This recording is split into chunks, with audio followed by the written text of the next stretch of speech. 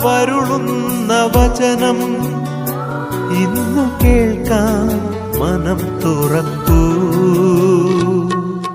മനസ്സാകും വയലേലകളിൽ നിന്നും ഈശോമിശിഹായിക്ക് സ്തുതിയായിരിക്കട്ടെ. കർത്താവരുളുന്ന വചനത്തിലേക്ക് നിങ്ങൾക്ക് ഏവർക്കും സ്നേഹപൂർവ്വം സ്വാഗതം. ഇന്നത്തെ വചനവിചിന്തനം വിശുദ്ധ ലൂക്കായുടെ സുവിശേഷം 10-ാം അധ്യായം 25 മുതൽ 37 വരെയുള്ള തിരുവചന വാക്യമാണ്. നല്ല സമരിയക്കാരന്റെ ഉപമ.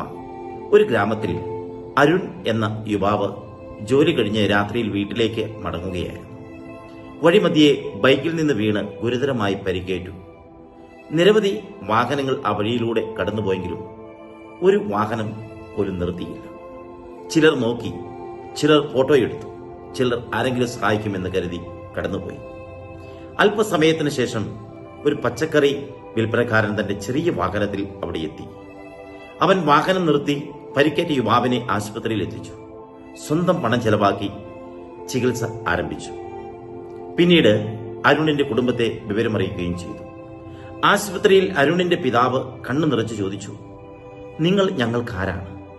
ആ മനുഷ്യൻ പുഞ്ചിരിച്ചുകൊണ്ട് പറഞ്ഞു, ഞാൻ ആരുമല്ല, പക്ഷേ ഇന്ന് ഞാൻ അവന്റെ അയൽക്കാരനാകാൻ ശ്രമിച്ചു. ഇതാണ് യേശു പറഞ്ഞ നല്ല സമരിയക്കാരന്റെ ഉപമയുടെ യഥാർത്ഥ അർത്ഥം. സ്നേഹിക്കുന്നവനാണ് യഥാർത്ഥ അയൽക്കാരൻ. വചന സന്ദേശം യേശു പഠിപ്പിക്കുന്നത് ഇതാണ്. യഥാർത്ഥ വിശ്വാസം വാക്കുകളിലല്ല, കരുണയുള്ള പ്രവൃത്തികളിലാണ്. ദൈവത്തെ സ്നേഹിക്കുന്നവൻ മനുഷ്യനെയും സ്നേഹിക്കും. പ്രാർത്ഥിക്കുന്ന കൈകളേക്കാൾ വിലപ്പെട്ടത് സഹായിക്കുന്ന കൈകളാണ്. ഈ ഉപമയിൽ യേശു പഠിപ്പിക്കുന്നത് സ്നേഹത്തിന് അതിരുകളില്ല എന്നതാണ്. നമ്മുടെ മതം, ജാതി, ഭാഷ, സ്ഥാനം എന്നിവയല്ല യഥാർത്ഥ മഹത്വം. മറ്റുള്ളവരുടെ വേദന കാണുമ്പോൾ കരുണയോടെ കൈ നീട്ടുന്നതാണ് യഥാർത്ഥ വിശ്വാസം. ദൈവം ആഗ്രഹിക്കുന്നത് ആരാധന മാത്രമല്ല, കരുണ നിറഞ്ഞ ഹൃദയവുമാണ്. മറ്റുള്ളവരുടെ കണ്ണീർ തുടയ്ക്കുമ്പോഴാണ് ദൈവസ്നേഹം നമ്മുടെ ജീവിതത്തിൽ പ്രകടമാകുന്നത്. ജീവിത സന്ദേശം. ഇന്നും നമ്മുടെ ചുറ്റും അനേകം വഴിയരികിൽ കിടക്കുന്നവർ ഉണ്ട്.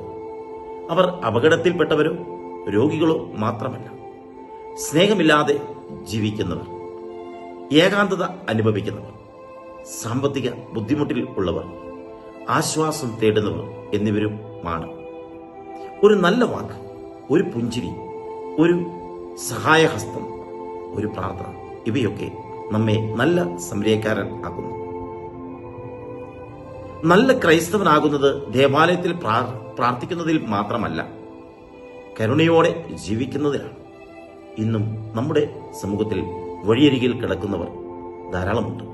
അവർ അപകടത്തിൽപ്പെട്ടവർ മാത്രമല്ല, ഏകാന്തതയിൽ കഴിയുന്നവർ, രോഗികൾ, ദുഃഖിക്കുന്നവർ, വിശക്കുന്നവർ, ആശ്വാസം തേടുന്നവർ എന്നിവരാണ്.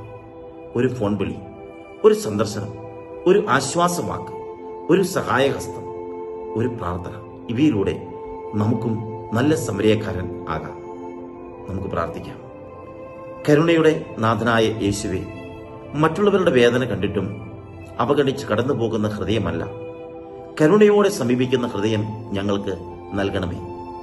സഹായം ആവശ്യമുള്ളവരിൽ അങ്ങയുടെ മുഖം കാണുവാനും സ്നേഹത്തോടെയും സേവനത്തോടെയും ജീവിക്കുവാനും ഞങ്ങളെ അനുഗ്രഹിക്കണമേ.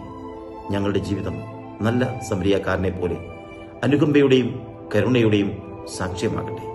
സർവശക്തനായ ദൈവം നമ്മെ ഓരോരുത്തരെയും സമൃദ്ധമായി അനുഗ്രഹിക്കട്ടെ എന്ന് പ്രാർത്ഥിക്കുന്നു.